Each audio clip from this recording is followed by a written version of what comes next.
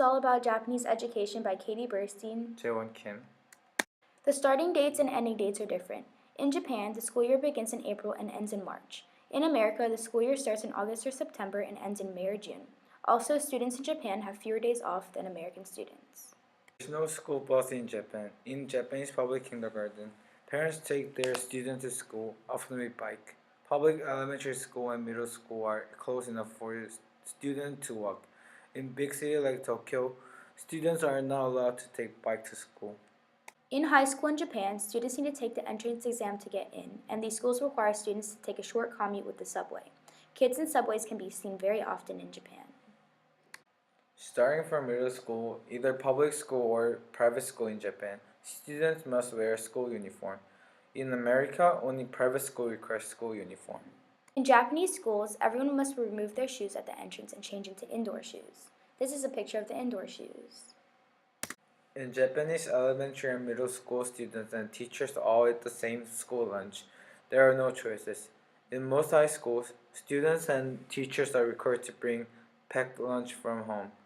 In very few Japanese schools have cafeteria. Students eat lunch in their classroom at their desks. There are no janitors in Japanese schools. All of Japanese students must clean their classrooms every day after class, and they take turns.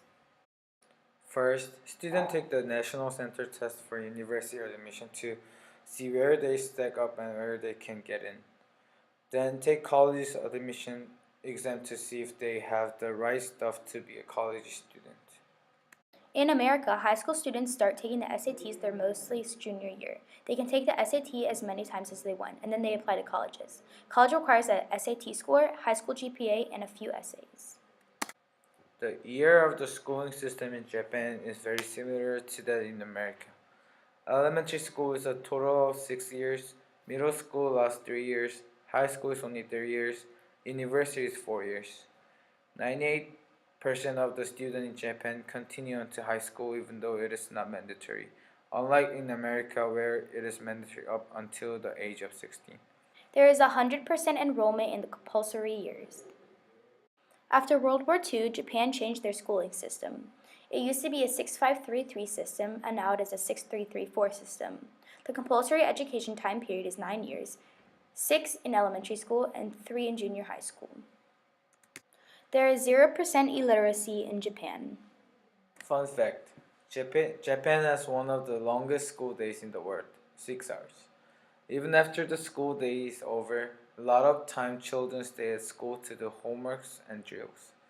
Vacations are 6 weeks in summer and about 2 weeks each for winter and spring breaks. Although it is vacation, most of the time children have work to do over the breaks. As a result of the rapid population growth after World War II, the numbers of students in a typical elementary or junior high school class once exceeded 50 students, but now is kept under 40. So, what do they learn in Japanese school?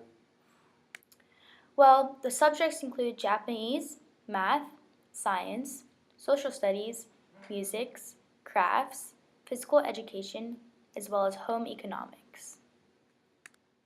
They have home economics to learn simple cooking and sewing skills. The number of elementary schools that teach English is rapidly increasing. Children learn traditional Japanese art forms. There are 2 types of Japanese art forms. The first one is known as shodo, which is shown here. Shodo is when a brush is dipped in ink and it's used to write kanji. Shodo is one of the oldest and most profound traditional art forms in Japan, developed and appreciated since the 5th century. Shodo is not only a highly regarded art form in Japan, but it is both a skill and an aesthetic. Kana is an artistic style of phonetic characters derived from kanji. Haiku is a form of poetry developed in Japan that conveys deep emotion to readers. Haikus are commonly used in American English classes to teach students about poetry. They are short poems that usually have a rhyme scheme. Here is our works cited page. We use the internet for all of our sources. Thank you for watching our video. Hope you enjoyed.